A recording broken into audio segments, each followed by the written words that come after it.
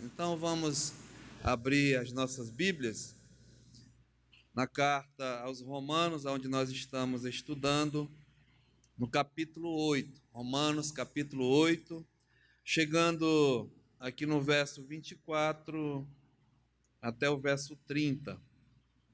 Nós vamos fazer a leitura da palavra de Deus, vamos colocar em pé em reverência a palavra, e logo após nós faremos uma breve oração. Romanos capítulo 8, verso 24 em diante. Se puderem também ler juntos. Assim diz a palavra do Senhor.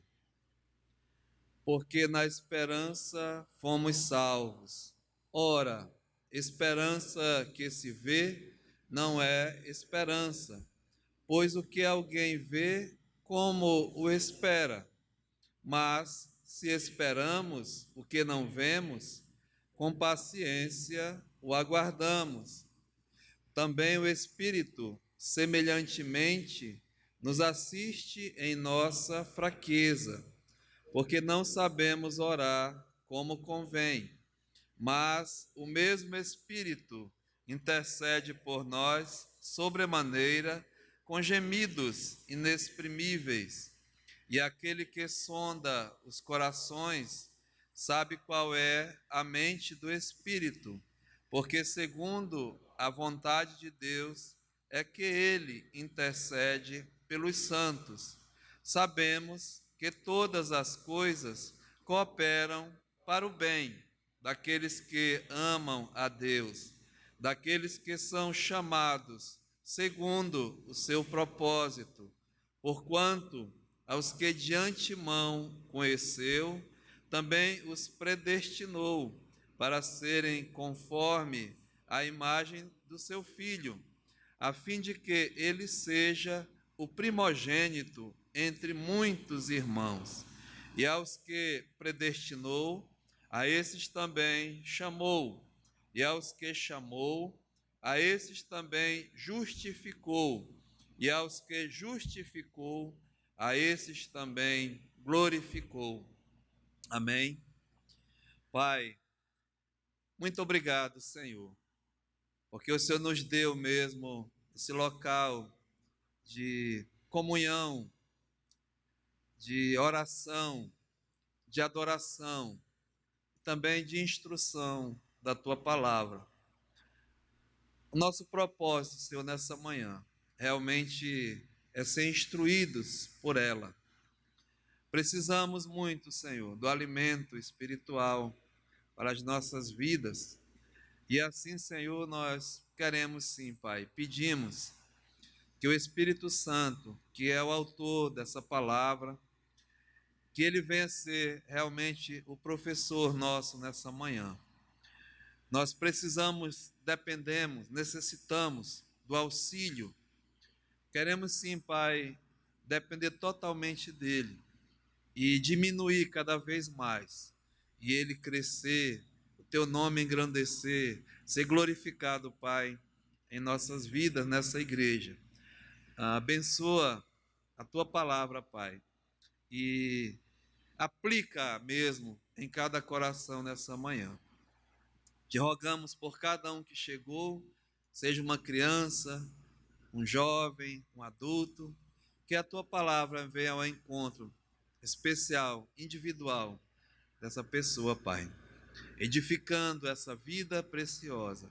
E se porventura ainda não tem a certeza da salvação, o Senhor que dá a quem te apraz, é tua, Pai, faça a tua vontade, faça mesmo algo especial nessa vida. Então entregamos todos em tuas mãos e principalmente a mim, Senhor, me ajuda. Aceita a nossa gratidão. Em nome de Jesus. Amém. Amados, podemos assentar? Muito bem, nós estamos, sim, familiarizados já nessa passagem, nesse capítulo maravilhoso, né, o capítulo 8 da carta aos Romanos. Estamos tratando aqui da tão grande salvação, da grandiosa salvação. Então o apóstolo Paulo, ele fala, né, que nós fomos já, essa salvação começa na eternidade, com Deus, na presença de Deus, e se materializa, podemos dizer assim, né? Primeiramente, como diz aqui no verso 30, com a predestinação, a eleição, a escolha antes da fundação desse mundo, mas passa pela convocação. Paulo diz aqui no verso 30, aos que predestinou, né? A predestinação, a eleição, esses, diz o apóstolo Paulo, ele também chamou, ou seja, convocou a chamada, a soberana para a salvação. E continua, né? Aos que ele chamou, nós vimos que agora ele justificou, é a justificação. Paulo diz agora nesse capítulo, né? Romanos 8:1, justificados, pois mediante a fé temos, tá um chiado, né? Temos paz com Deus, né? Aliás, Romanos 5, mais Romanos 8:1 diz: agora, pois já, nenhuma condenação há para os que estão em Cristo Jesus, ou seja, a justificação, né, aquele ato que Deus imputa num homem, numa mulher condenado pelos delitos e pecados, torna o justo diante de Deus, né? Não há mais condenação, ou seja, a salvação é aplicada, né? Tão grande salvação. Mas continua, Paulo diz, né? A esses também que justificou, esses também glorificou, ou seja, algo que ainda está por vir, é um futuro, ou seja, a tão grande salvação ela se completa com a glorificação. Quando Deus vai fazer uma transformação nesse corpo aqui, ainda que jaz no pecado, né? E Paulo diz aqui no verso 23, olha, e não somente ela, porque ele está falando da criação, que geme, que sofre ainda, ah, que ainda está sujeita ao pecado, ela vai ser redimida, né? Vai ser liberta da presença do pecado. Não só a criação, mas também nós. Ele fala quem são esses nós, né? Ele diz que temos as primícias do Espírito, ou seja, a garantia que alguém vai receber a glorificação é a presença do Espírito Santo, é ter o Espírito Santo. E isso não se conquista, não se compra, né? É um presente de Deus. Aliás, já foi comprado, custou um alto preço para Deus, o seu Filho, a redenção, a justificação. Jesus Cristo veio e pagou aquilo que tu e nem eu poderíamos pagar, o preço do teu, do meu, do nosso pecado. Mas Jesus pagou cabalmente, entregando mesmo voluntariamente a sua vida, né, de uma forma vicária por ti e por mim. E Deus aceitou esse sacrifício, porque Ele está vivo, Ele ressuscitou dentre os mortos, vivo, né? Então Ele pode dar vida e vida mesmo em abundância.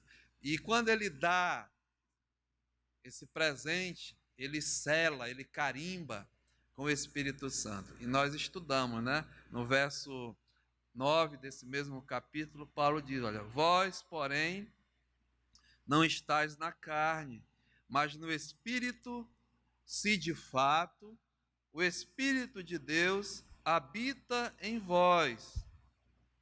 E se alguém não tem o Espírito de Cristo, esse tal não é dele. Né? Nós, assim, continuamente repetimos, isso é importantíssimo para a sua vida, para a sua eternidade. Né? Como eu tenho falado, né? Você vir para a igreja, participar de cultos. Está escrito no livro da igreja, dizer que aceitou Jesus, que foi batizado, que dá oferta, enfim, né? Todos os rituais, podemos dizer assim. Isso não garante a filiação como um filho de Deus. Apesar de nós termos sido ensinados, nós moramos e vivemos, nascemos num país historicamente, né, católico romano, colonizado, e é ensinado que todos somos filhos de Deus, mas isso não é uma verdade bíblica, né? A Bíblia não diz que o homem que nasce nesse mundo, ele nasce um filho de Deus, não, muito pelo contrário. Ele nasce um filho da desobediência, um filho da ira, uma pessoa separada de Deus. E nós estudamos isso, né? E aprendemos isso e sabemos disso. Então não nasce nenhum filho de Deus nesse mundo. Nascemos criaturas de Deus, somos feitos realmente pela graça de Deus, pela bondade de Deus. Mas para se tornar um filho de Deus, amados, precisa mesmo de uma ação do alto para baixo, de Deus para o homem. Que a Bíblia diz, nós estudamos no capítulo 3 de Romanos, né? Ninguém busca Deus, ninguém quer saber de Deus. Todos nós estamos mortos em ofensas, em delitos, em pecados. Então é Deus que busca o homem. E como é que Deus buscou o homem? Através do seu Filho, Jesus Cristo, que nos deu, né, esse presente da salvação. E a esses que realmente ele justificou, ele selou, ele carimbou com a presença do Espírito Santo em ti e em mim, se você realmente é filho de Deus. Deu-lhes o poder, né, de serem feitos filhos de Deus. Então, Paulo diz, olha, o que temos, né, as primícias do Espírito, igualmente gememos em nosso íntimo. Queremos estar livre, liberto desse corpo de angústia, de pecado, de dor, de sofrimento, né? A pessoa geme. Paulo, no capítulo 7, ele explica por quê, né? Esse corpo, essa carne, não habita bem nenhum. Então precisa mesmo, como ele diz aqui, né? Aguardando a adoção de filhos, a redenção do nosso corpo, ou seja, a transformação desse corpo, a glorificação desse corpo. Então se completa, como que nós dizemos, a primeira ressurreição. Completa, ela inicia no dia da nossa salvação, da nossa justificação. Ele vos deu vida, estando vós mortos em vossos delitos e pecados. Vida espiritual, não é? Mas agora ela se completa com a redenção, com a glorificação do nosso corpo, e eu mostrei nos estudos passados, né? Vai ser transformado e seremos semelhantes a ele. Por isso que Paulo coloca aqui, né, no final do verso 29, conformes à imagem do seu filho, a fim de que ele seja o primogênito entre muitos irmãos. Nós que aguardamos a glorificação, vamos ter um corpo semelhante ao de Jesus Cristo, corpo glorioso, corpo glorificado, né? Diferentes no seguinte sentido, né? No corpo de Cristo está as marcas, a marca dos cravos na sua mão, dos espinhos na testa e do lado onde ele foi ferido, ainda está lá. E nós não, né? Vamos receber um corpo glorioso. Então, Paulo diz, né? A glorificação. Mas, irmãos, nós estamos aqui nesse mundo, né? Vivendo nesse mundo. E enquanto nós estamos aguardando esse dia tão especial, nós estamos, né, na nossa caminhada de vida, que eu coloquei assim na nossa peregrinação. A Bíblia diz, a Bíblia declara que nós, os filhos de Deus, nós não somos desse mundo, não fazemos parte desse mundo, nós somos peregrinos. Não é? A nossa pátria final, a nossa pátria ela é uma pátria celestial. Deus vai nos tirar desse mundo. Então nós somos considerados e tratados por Deus como peregrinos, né? Estamos andando, vivendo, mas a nossa pátria não é aqui não. Filipenses, né? Capítulo 3, e verso 20, diz assim, olha: pois a nossa pátria, a nossa morada, né, o nosso destino está aonde? Aonde? Nos céus, irmãos, né? Está nos céus a nossa pátria, nosso destino, né? Onde também, veja, aguardamos o Salvador e o Senhor Jesus Cristo. É onde está o Senhor Jesus, é onde Ele mora, é onde Ele habita. É para lá, irmãos, que nós vamos, né? E eu estou doido para ir, querendo partir. Não é que eu quero morrer, não, irmãos, é o desejo. O corpo geme, né? Está com Cristo, o que é realmente, Paulo diz, incomparavelmente melhor. Não estou dizendo que não é bom. Temos coisas boas nesse mundo, afinal de contas, Deus criou e nos dá, né, privilégios, coisas boas, mas nós estamos aguardando o melhor. Ah, né? Então, Paulo faz-nos olhar, faz-nos ver, nos exortar, olhar para o alto, as coisas do alto. Então, hoje, nessa manhã, né, eu quero incentivar os irmãos a olhar para o alto. Temos muitas coisas aqui, né? Problemas, dificuldade, luta, tristeza, dor. Vamos olhar para o alto, né? Aonde é a nossa esperança. Aliás, a nossa viva, viva esperança.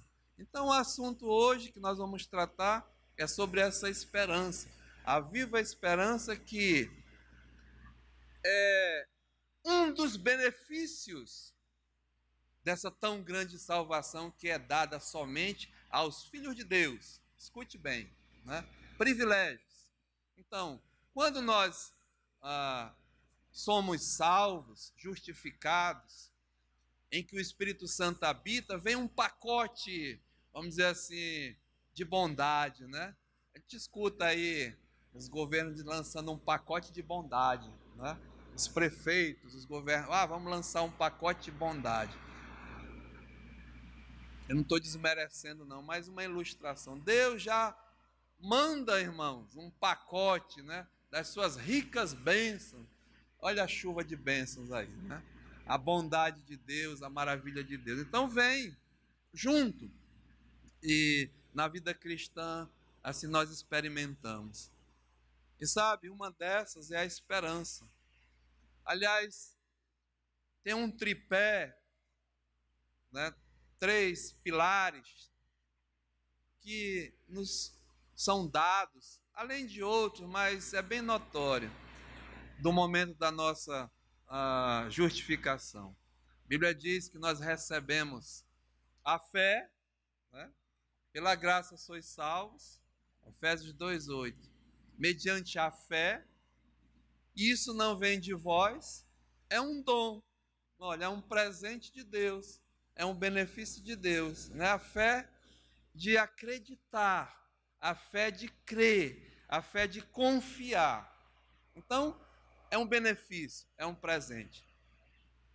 O amor, a Bíblia diz, nós estudamos, né, no capítulo 5, que o amor de Deus é derramado, é dado, é presenteado em vossos corações pelo Espírito Santo, em quem em vós foi outorgado, foi dado. Então, a fé é de Deus, é um dom, vem no pacote, né? O amor de Cristo, que é derramado em nossos corações. Antes nós não tínhamos esse amor, mas agora sim está presente. E a esperança, né? A esperança é dada, ou seja, a esperança é um benefício da salvação. Por quê? Nós vamos ver. Semana passada eu dei só uma introdução, né? O que é realmente esperança como definição, né? Porque nós temos a esperança humana do homem e nós temos a esperança divina, que é de Deus, né? A humana normalmente está relacionada à expectativa. Esperança é realmente expectativa que nós assim planejamos, imaginamos que se materialize, né? Um projeto, algo de bom que acontecerá num futuro, né? Então isso nós chamamos de esperança. Acreditar que isso possa acontecer, ou seja, é uma espera baseada em uma possibilidade, né? É possível que um desejo, um projeto, um plano se torne realidade. Então você espera, você luta, você batalha por isso, né? Mas quando isso não acontece, quando isso não se realiza, não é? Se torna uma decepção. A esperança, a gente escuta, a esperança é a última que morre, né? Mas não acontece. Aquele projeto amanhã acabou, né? O que seja na sua vida, na minha vida. Então, a esperança acabou, né? Não, se torna uma decepção, desmotiva a pessoa, né? Você fica desmotivado, acabou tudo, não tem jeito mais, né?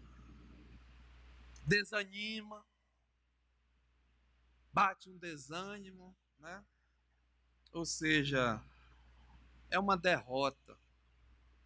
Então, a pessoa perde a esperança, ou seja, é uma pessoa que passa a viver sem esperança. E eu encontro muita gente, isso não vai dar mais nada, acabou, não tem esperança para nada não, né? Isso é humano, é do homem, e é do homem, escute, sem Deus. O homem sem Deus, ele vive sem esperança nesse mundo. A esperança dele é uma esperança humana, não é? Baseada naquilo que pode acontecer e pode dar certo e tal. Por isso que tem muita gente decepcionada. Aliás, a Bíblia fala dos que não têm esperança. Esses que não têm esperança, é triste falar, mas é a realidade.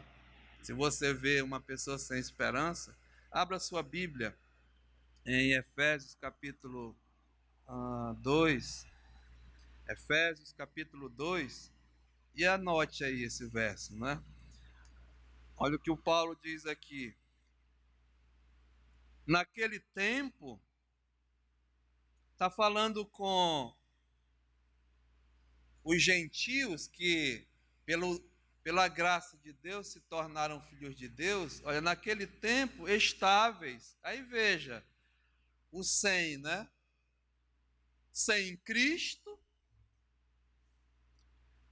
diz aqui, separados da comunidade de Israel, ou seja, sem comunidade, não era povo de Deus, estranho às alianças da promessa, ou seja, sem promessa nenhuma de Deus, muito pelo contrário, a promessa era a condenação, a perdição eterna, né? E veja, não tendo esperança, sem esperança. E resumindo, Paulo diz: sem Deus nesse mundo. Que triste, irmãos, sinceramente, né? E hoje eu olho para trás, antes desse presente que eu recebi, eu era um homem realmente sem esperança, porque eu não tinha Cristo, eu não era povo de Deus, eu não tinha promessa, né? Eu não tinha Deus nesse mundo. Vivia segundo a minha força, a minha capacidade, aquilo que eu poderia produzir, confiando na minha faculdade, confiando na minha capacidade, confiando nas coisas do homem, Herbert, né? E você pode até ir, vai, né? A Bíblia diz que há caminhos ao homem que parece até direito, bom, mas no final são caminhos de morte. Ou seja, uma pessoa sem esperança é uma pessoa sem Deus nesse mundo. Mas, né, tem a esperança divina, essa é de Deus.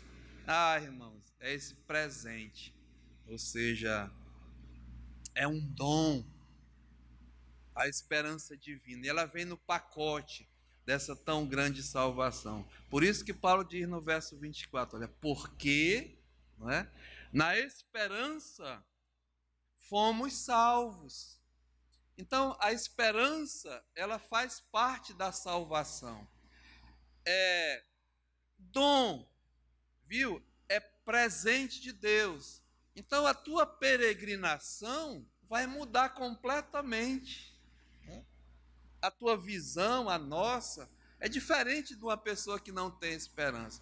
Vamos sim, irmãos, ter problemas, ter dificuldade, ter planos não realizados, mas eu não fico mais como eu ficava, né?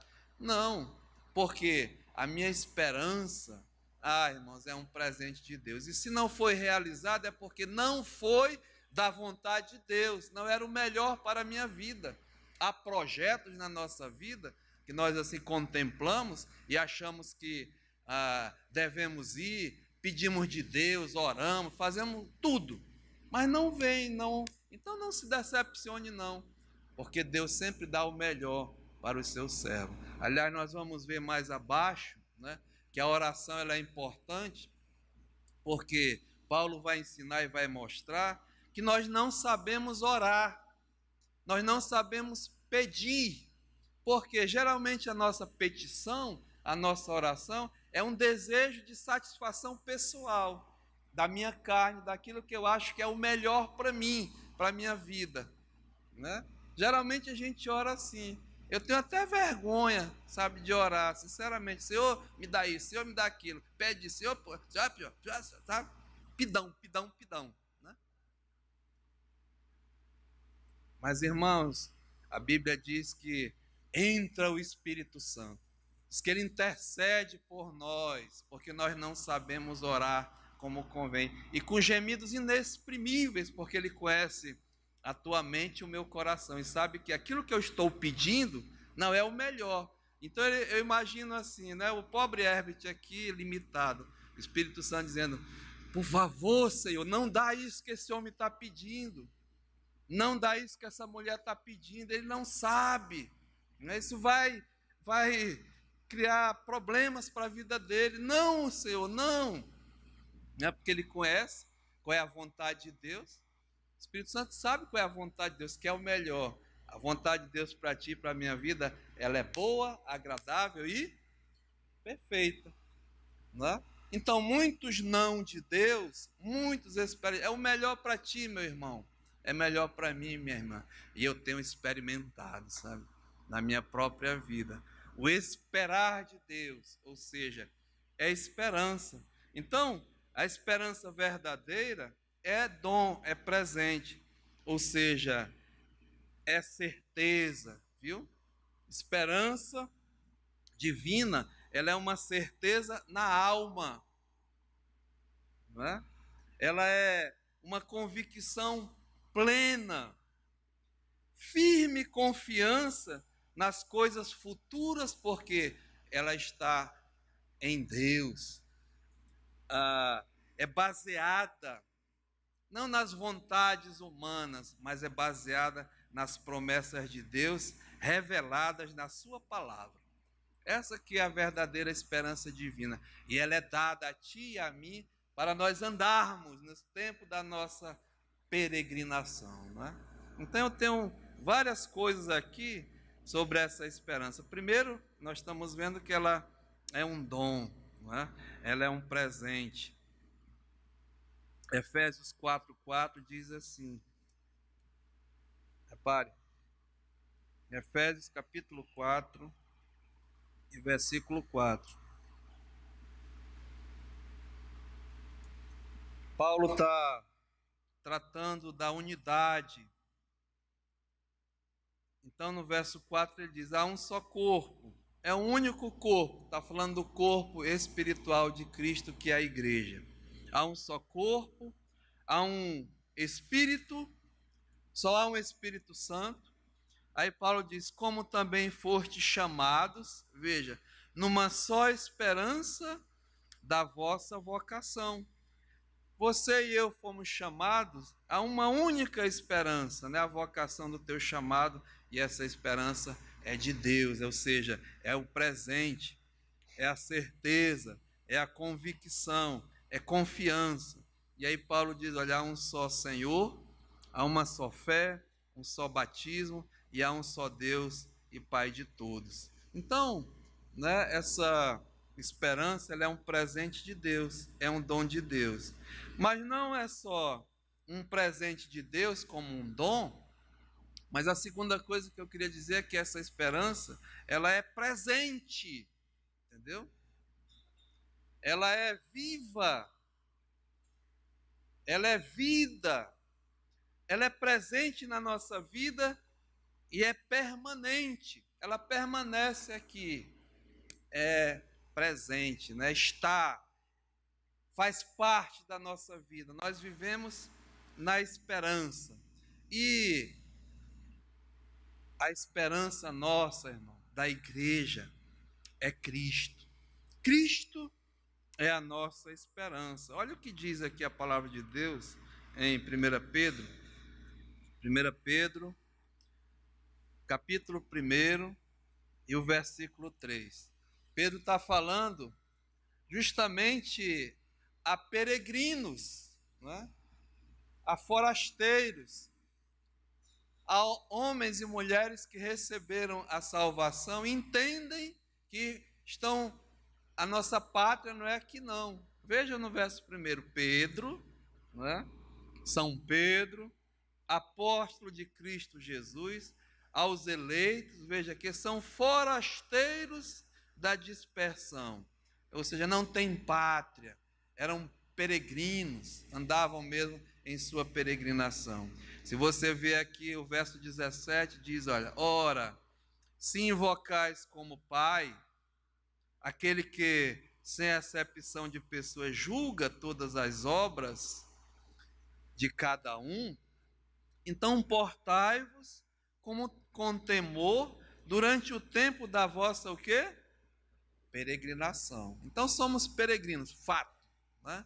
Então Pedro diz aqui aos forasteiros da dispersão no Ponto, Galácia, Capadócia, Ásia e Bitínia, eleitos, está vendo?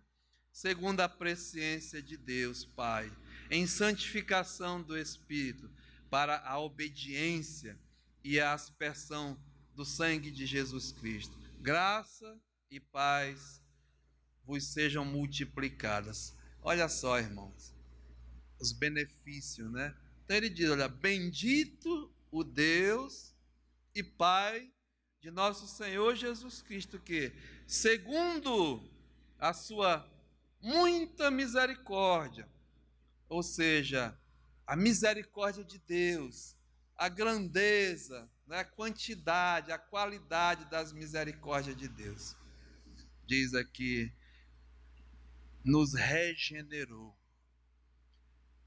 nos justificou, nos salvou, nos deu a tão grande salvação, mediante, aliás, veja, para, né, o que, irmãos? Uma viva esperança. Então você foi salvo para viver a sua peregrinação com essa viva esperança, né? Com essa viva expectativa, com essa viva certeza, confiança, convicção, tudo isso é esperança, né? Diz aqui, mediante a ressurreição de Jesus Cristo dentre os mortos. Então, Deus nos deu essa viva esperança para caminharmos.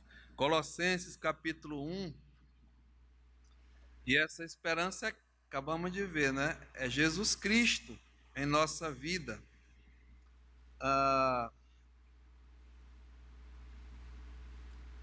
Eu lembrei, né? Vamos lá, Juan, tu vai me ajudar aí. Antes de ir para Colossenses, volte aqui. Nós cantamos aquele cântico, né? Porque ele vive, posso crer no amanhã. Porque ele vive, temor não há.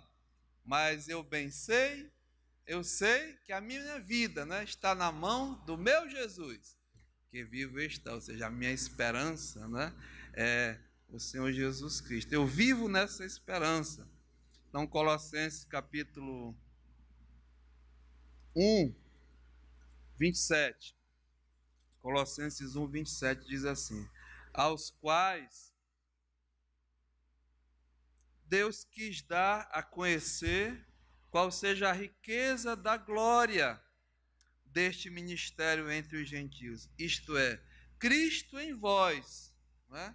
Cristo em nós, ou seja, a esperança da glória. Jesus Cristo, irmãos, é presente, é permanente, e Ele é a tua, é a minha, é a nossa esperança.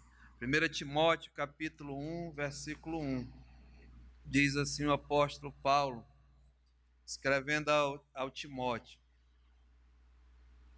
Paulo, apóstolo de Cristo Jesus, pelo mandato de Deus, nosso Salvador. E de Cristo Jesus, o quê?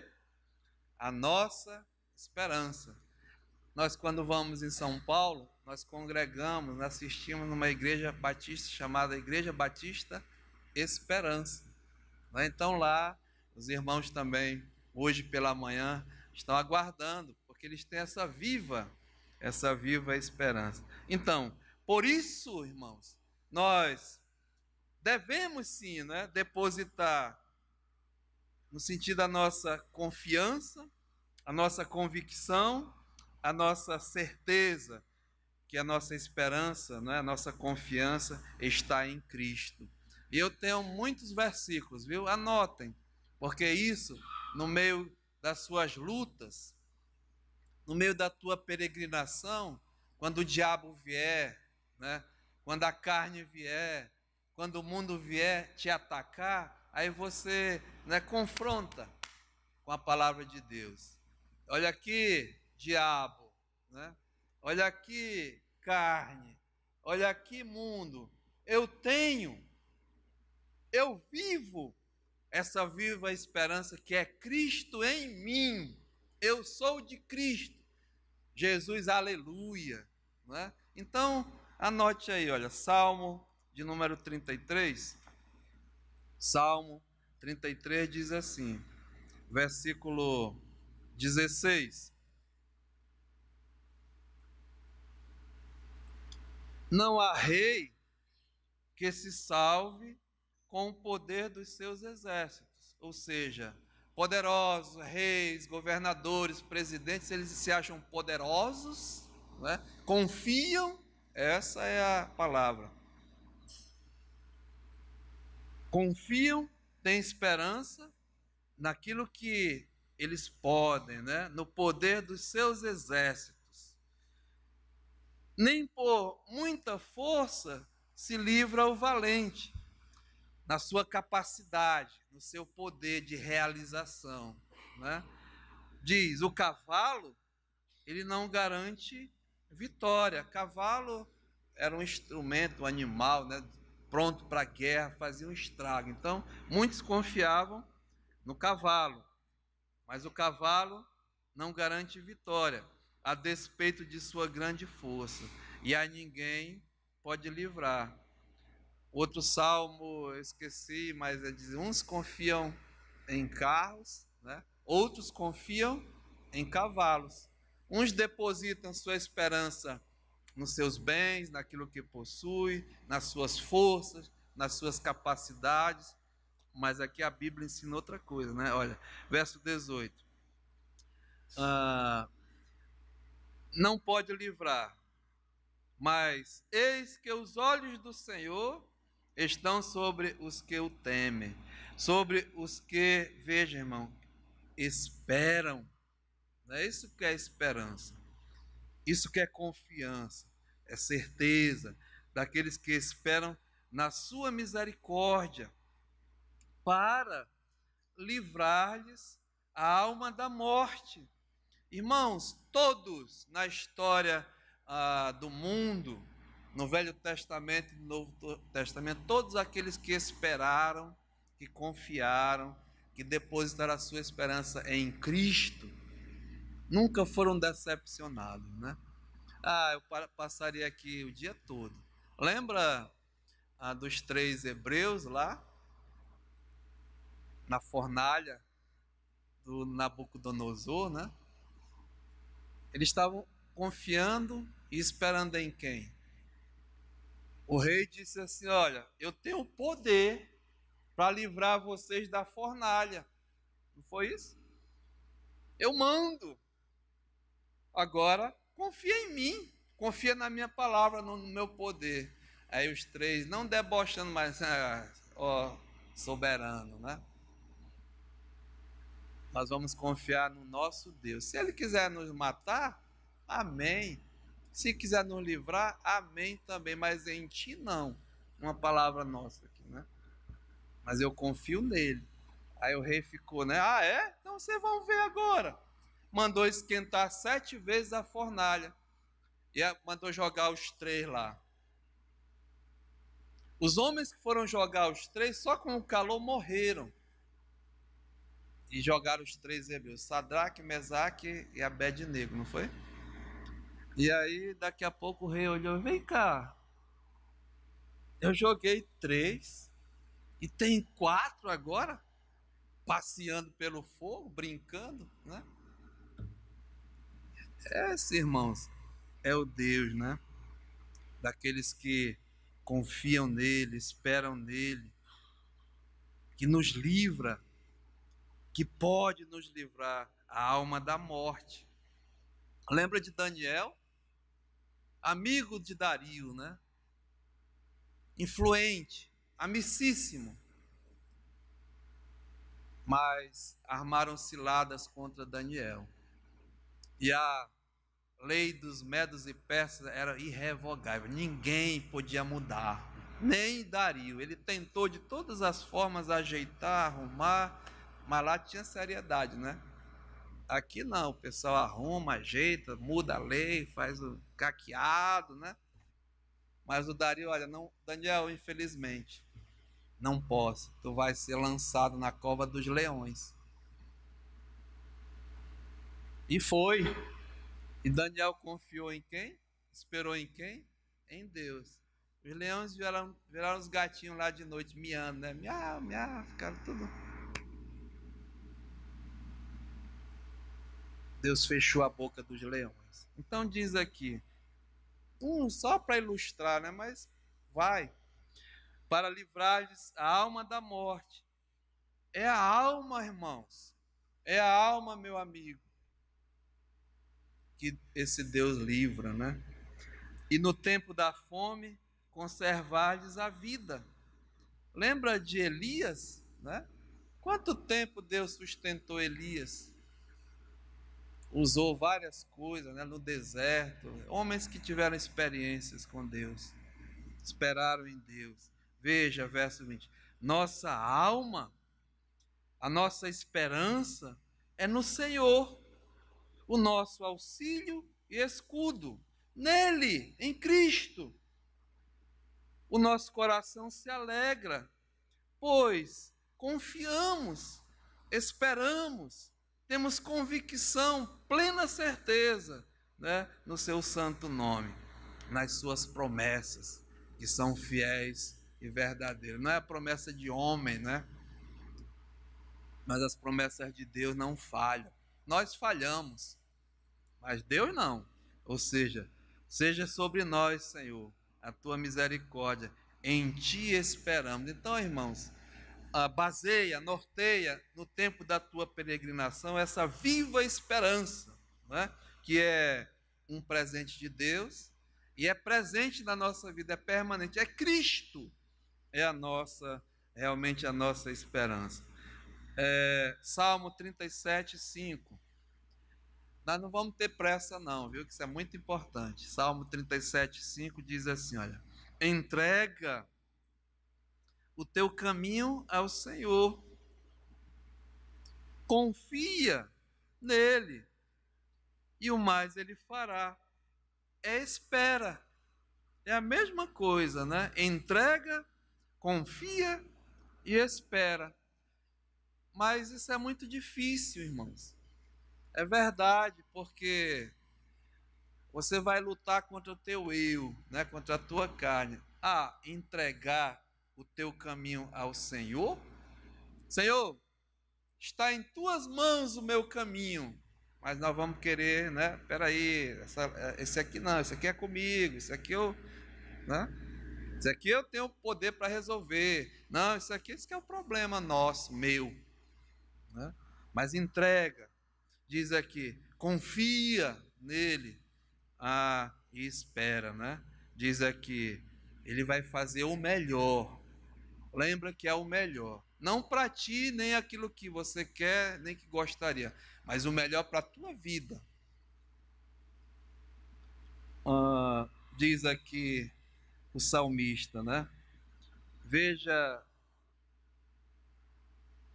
o Salmo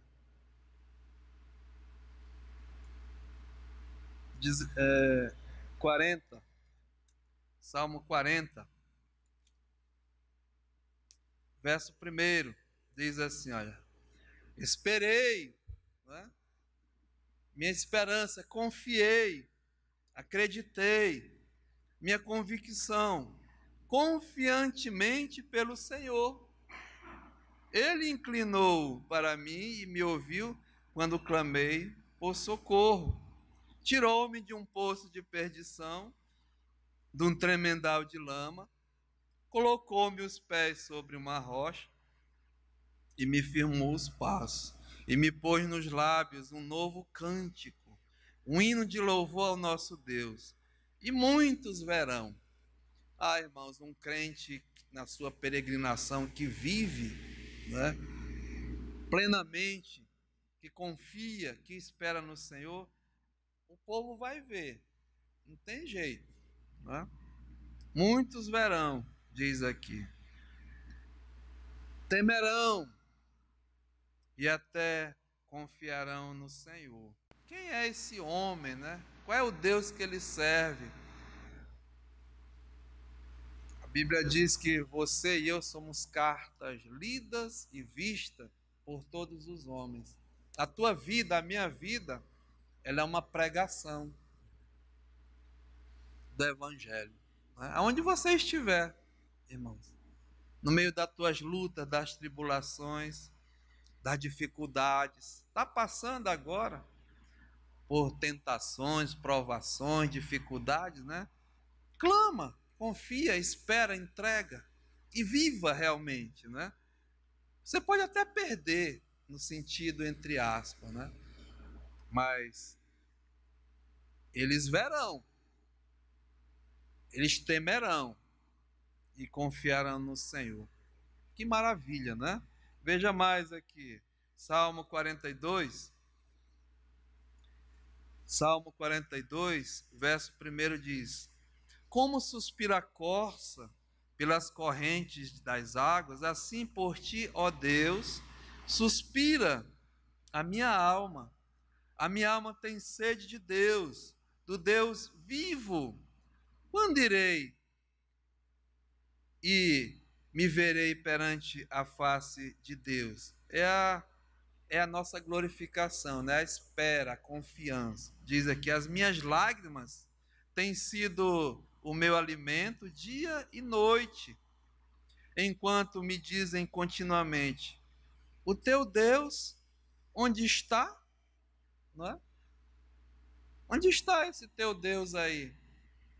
É isso que o salmista. Lembro-me das coisas, destas coisas, e dentro em mim se me derrama a alma, de como passava eu com a multidão de povo e os guiava em procissão à casa de Deus, entre gritos de alegria e louvor e multidão em festa. Porque estás abatida, ó minha alma?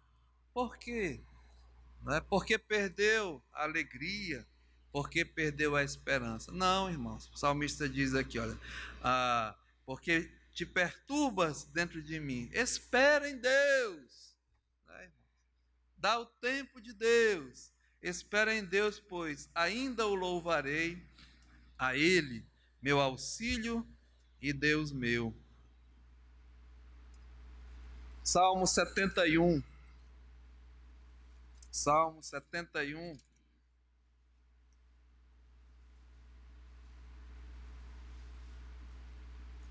Diz assim: em ti, Senhor, me refugio, né? Eu confio, eu espero. Não seja eu jamais envergonhado. Livra-me por tua justiça e resgata-me. Inclina-me os teus ouvidos e salva-me, pois se tu para mim uma rocha habitável, em que sempre me acolha. Ordenaste que eu me salve, pois tu és a minha rocha e a minha fortaleza. Livra-me, Deus meu, das mãos do ímpio, das garras do homem justo e cruel, pois és a minha esperança, né? Senhor Deus, a minha confiança desde a minha mocidade. Então, entrega, né? Confia, realmente espera. Veja mais aqui, 147, Salmo 147, verso 10 e 11. Não faz caso da força do cavalo, nem se compraz nos músculos do guerreiro. Agrada-se o Senhor dos que o temem, né? E dos que esperam na sua misericórdia, daqueles que realmente confiam no Senhor. 1 Coríntios capítulo 15, 1 Coríntios capítulo 15 e o versículo 19, diz assim a palavra de Deus: se a nossa esperança em Cristo se limita apenas a esta vida, né, somos os mais infelizes de todos os homens. Então, irmãos, a nossa esperança, a nossa certeza, a nossa convicção é quem? É Cristo. É nele que nós esperamos, ou seja, é ele que está em nós, a sua presença, e ele é permanente. Então, a esperança, né? É um presente de Deus, é um dom. Esperança é presente em nós, é uma viva esperança, e essa esperança é Cristo em nós, Cristo a nossa esperança. Mas continua. Terceira coisa é que essa esperança, ela é preservada nos céus, ou seja, é garantida, meu amado. Abra sua Bíblia em Colossenses capítulo 1, diz assim, olha, verso 3: damos sempre graças a Deus, Pai de nosso Senhor Jesus Cristo, quando oramos por vós, desde que ouvimos da vossa fé em Cristo, é o tripé, né? O pilar, o pacote, como eu falei no início. Os benefícios da tão grande salvação. É a fé em Cristo, o amor que tendes para com todos os santos, e por causa, veja, da esperança, não é? Que está preservada nos céus, da qual antes ouvistes pela palavra da verdade do Evangelho. Então, o Evangelho, a salvação, traz viva a esperança, né, que está garantida, irmão, lá no céu. Está preservada para ti e para mim. Esse homem Paulo, né, ele diz assim: eu sei em quem tenho crido, estou bem certo, né, convicto, certeza, que ele é poderoso para guardar, para preservar, né, o meu depósito até aquele dia. E Paulo, já no final da sua vida, em 2 Coríntios, capítulo 1 Coríntios, capítulo 4, desculpa, 1 Timóteo. 1 Timóteo. Irmãos, hoje eu estou meio... É 2 Timóteo, capítulo 4, versículo 6, né? Paulo diz, eu sei em quem tenho crido e estou bem certo que ele é poderoso para guardar o meu depósito. Aí ele diz, olha, verso 6, 4, 2 Timóteo. Quanto a mim, eu já estou sendo oferecido por libação. O tempo da minha partida é chegado. Eu vivi essa fé, eu vivi esse amor, eu vivi essa esperança no tempo da minha peregrinação. Agora é chegado o momento da minha partida. Combati o bom combate, completei a carreira e guardei realmente a fé. Já agora, irmãos, olha o que ele diz: a coroa, né, da justiça me está o quê? Guardada, segura, né? Mesmo preservada, a qual o Senhor, o reto juiz, me dará naquele dia. E olha a bênção aqui para ti e para mim, e não somente a mim, mas também, veja, a todos quantos amam a sua vinda. E realmente, irmãos, quem ama a vinda, a volta de Cristo, somente os que têm esperança. O mundo não está esperando, não, Jesus voltar. Aliás, é um alerta muito grande, né? Porque a volta de Cristo, para muitos, para os que estão esperando, é coroa, é glória, é certeza, é consolação. Mas para muitos, irmãos, a volta de Cristo é juízo, é julgamento, é condenação. Então, aqui para nós, diz aqui, que amam, né, aguardam mesmo a sua vinda. Então, essa esperança, ela é um presente, né? Essa esperança é presente, é permanente, é Cristo. Ela está preservada nos céus. Mas o Paulo continua aqui em Colossenses, né? Ele diz, olha, verso 5: por causa da esperança que está preservada nos céus, da qual antes ouvistes pela palavra da verdade do Evangelho, e chegou, né, até vós, como também todo mundo, e está o quê? Produzindo frutos. Ou seja, essa esperança, irmãos, ela faz que nós sejamos, né, produtores de frutos. Produz fruto. Ela é produtiva. A Bíblia diz, o Senhor Jesus, não fostes vós, João 15,16, que me escolhestes a mim. Antes eu vos escolhi a vós outros. Escute, e ordenei que vades, né? E deis o quê? Frutos, e o vosso fruto permaneça. Então, o crente, o salvo que tem esperança, essa esperança ela produz, ela mesmo é produtiva, e é trabalho, irmãos, é obra, é serviço, é mesmo servir a Deus. O seu Roberto, quando ele vem aqui, ele tem um versículo que ele ama muito, né? Eclesiastes, eu anotei aqui, 6:11.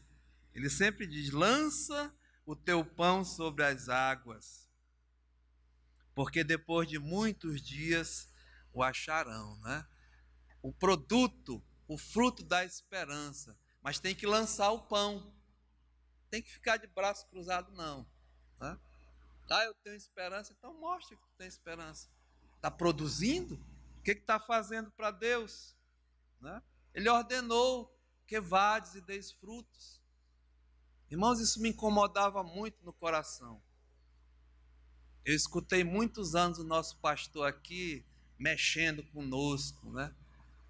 Cutucando onça com vara curta, vamos dizer assim, né? O que tu está fazendo? Né? O que tu está produzindo? E o versículo Efésios 2,10 mexeu profundamente comigo. Vós sois feitura dele, feito, né? Criados em Cristo Jesus, para as boas obras, as quais de antemão eu ordenei, viu? Para que andastes, para que andasses nelas. E eu ficava pensando, qual é a minha obra realmente, né? Porque, irmãos, eu não fiquei parado não na minha vida cristã. Pela graça de Deus eu entendi. Deus me salvou e eu comecei a trabalhar. Não fiquei num banco sentado não olhando. Era mesmo confrontado. Vocês todos aqui, né? E essa igreja faz isso. Não é mexendo, não é, mas é confrontando você com Deus. O que está fazendo? Ele dizia. Você foi salvo para quê? Né? Para ir para o céu? O que está fazendo aqui? Vai-te embora, bye bye, né? Tchau. Não, irmão, nós fomos salvos para produzir frutos. E isso é uma bênção da esperança. Quem tem esperança produz. Né? Jesus falando sobre a parábola do semeador. Lembra o que ele diz? Os 25% da semente. O que é que ela fez? Caiu em terra boa, cresceu e produziu. Né? Uns a 30, outros a 60 e outros a 100. Não importa. Por um, né? Não importa a quantidade, importa que você esteja produzindo. Hoje, irmãos, eu gostaria de produzir mais, mas talvez eu estou nos 10%, sabe? Estou nem nos 30%, estou nos 10% aqui. Mas os 10% para mim que seja 100% na minha vida, nas minhas condições.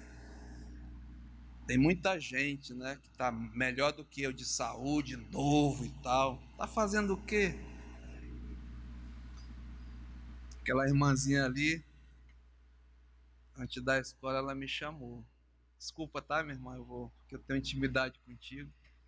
Pastor, semana passada, Deus falou comigo. Eu quero produzir. Dá para me trabalhar no OANS? Dá para me fazer o seminário numa cadeira de rodas? Né? Eu digo, dá, minha filha. Você é útil para a obra de Deus. Mas tem muita gente aí, saúde, saudável, né? Está fazendo o que da sua vida? Aqui Paulo diz que, olha, chegou até vós, como também em todo mundo está o quê? Produzindo fruto. A Bíblia diz que nós devemos produzir frutos dignos de arrependimento. O verdadeiro arrependimento de uma pessoa não é ficar, Senhor, me perdoa, estou arrependido e tal, e some, vai embora, esquece de Deus. Mostra que você está arrependido, que você vai produzir. Antes eu não fazia nada, eu produzia para o diabo, para envergonhar Deus. Agora não, né? Produz frutos dignos de arrependimento. A prova do arrependimento verdadeiro é que está produzindo. É assim que eu aprendi. Quando João Batista estava batizando, né? Vieram muitos. E ele disse, quem vos incitou a vir? Né? Quem vos falou? Né? Sobre a ira vindoura que vai vir, Deus vai julgar. Aí o que nós faremos? Né? Se arrepende das tuas más obras e começa a produzir frutos dignos de arrependimento. Eu não sei como é que está o tempo aí. Eu não estou vendo. Já? Vixe. Mas abra a sua Bíblia, ainda não apareceu, eu vou aqui. Em Lucas capítulo 3. Lucas capítulo 3. Olha, verso 7. Dizia, pois, as multidões que saíam para ser batizada: raça de víboras, quem vos induziu a fugir da ira vindoura? Por que vocês estão aqui, né? Estão com medo da ira e ela vai vir e vai julgar mesmo, né? O reino de Deus está próximo, era a pregação do João. Arrependei-vos dos seus maus caminhos. Então ele diz: o verdadeiro arrependimento, olha, produz frutos dignos, e não comeceis a dizer entre vós mesmos: ah, temos pai Abraão, porque eu vos afirmo que destas pedras Deus pode suscitar filhos a Abraão. E também já está posto o machado à raiz das árvores. Toda árvore, pois, que não produz bom fruto, ela é cortada e lançada a fogo. Lá em João capítulo 15, Jesus fala: aquele que está em mim, né? O ramo que está em mim, ele tem que produzir, senão ele é cortado. Não adianta dizer, ele dizer: ah, nosso pai é Abraão, né? Eu sou crente, eu sou da Hebron, Jesus me salvou. Aqui ele diz: ah, nosso pai é Abraão, nós somos filhos. O João diz: então produz fruto, mostra que tu é realmente filho de Abraão. Porque se vós fosseis filhos de Abraão, não queriam me matar. É isso que ele diz. Então, produz as obras de Abraão, vosso pai. E sabe qual era a obra de Abraão, irmãos? Obedecer a Deus. A Bíblia diz que Abraão obedeceu e isso foi lhe imputado para justiça. E aqui diz, olha, aí verso 10, as multidões o interrogavam dizendo: então o que é que nós havemos de fazer? Né? O que é que nós temos que produzir? Já que eu sou crente. Aí ele fala para o povo geral, né? Respondeu-lhe: quem tiver 2 túnicas, reparta com quem não tem, e quem tiver comida, faça o mesmo, né? Produz, vai. Aí os publicanos, que eram os coletores de impostos, né? Os cobradores, foram também para serem batizados e perguntaram: mestre, que havemos de fazer? Respondeu-lhes: não cobra, né? Mais do que é estipulado, né? Os funcionários públicos aí. Continua.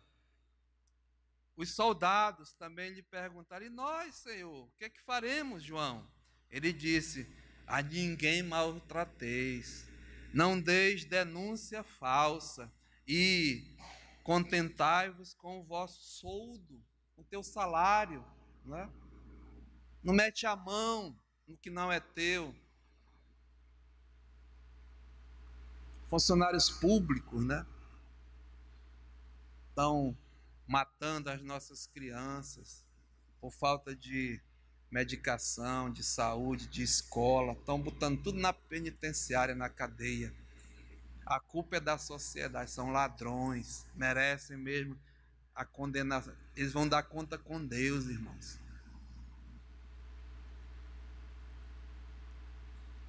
Então, produzir, né? A esperança produz. Cadê meu? Estou esperando o povo. Produz frutos de arrependimento. E tem mais, né? Produz, volte lá, Colossenses, faltou terminar aqui esse pontinho. Colossenses capítulo 1.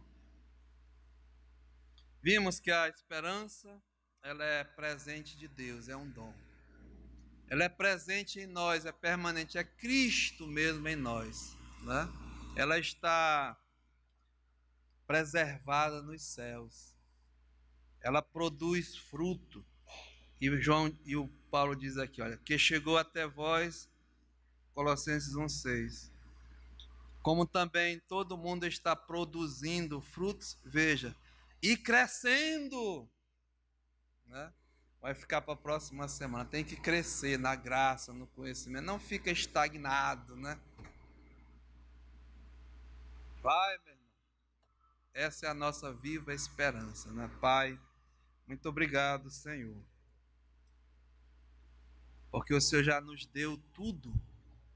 Essa viva esperança. É um presente, é um dom. Ela é permanente, é presente em nós, é Cristo a nossa esperança. Ela mesma já está lá no céu, preservada, guardada. E ela nos intima, exorta a produzir frutos e crescer, desenvolver a nossa vida cristã no tempo da nossa peregrinação. Abençoa cada um, as nossas vidas, e entregamos tudo em tuas mãos. No nome de Jesus. Amém.